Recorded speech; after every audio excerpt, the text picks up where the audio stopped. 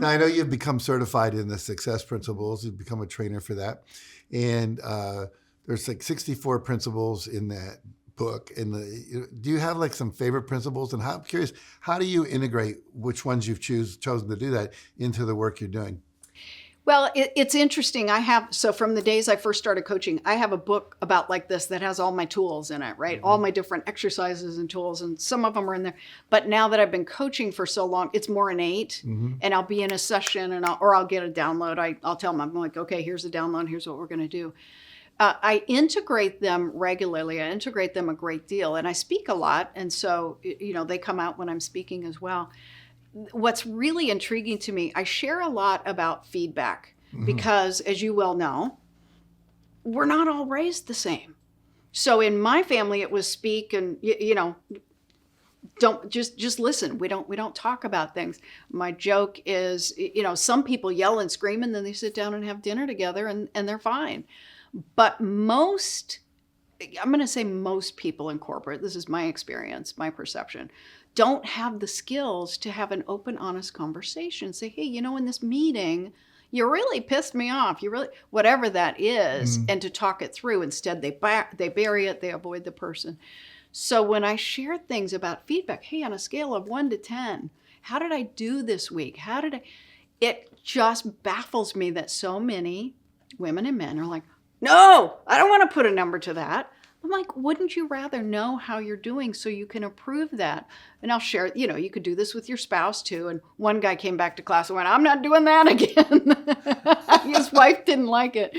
But I'm like, well, think of it like a fuel tank. Is your fuel tank full? Is it 3/4? Is it half? That's all it is.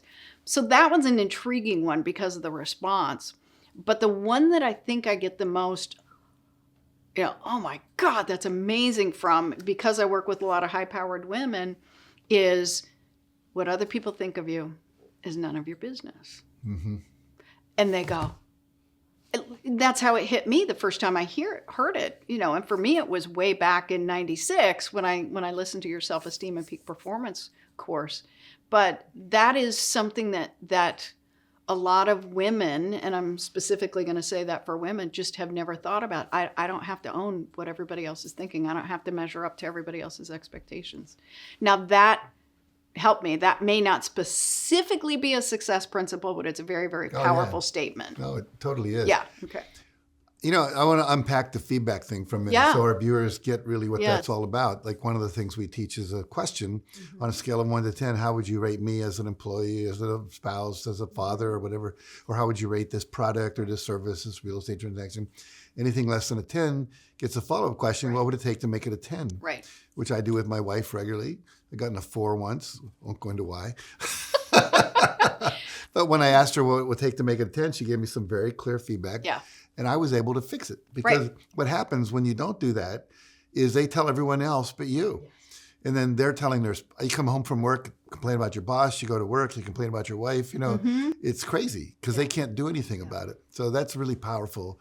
But I have clients, I know one marriage by sharing that with one of my executive coaching clients and people, what they would do. And I think I recommended this to them. Yeah, I did. I said once a week, scheduled time. And so that turned into part of a date night and they sat down and they did it.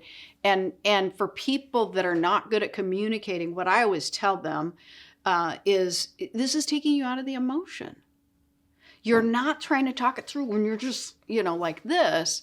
And for one gal, this is actually a funny story. Her husband, he had a little bit of ADHD, but he was kind of compulsive.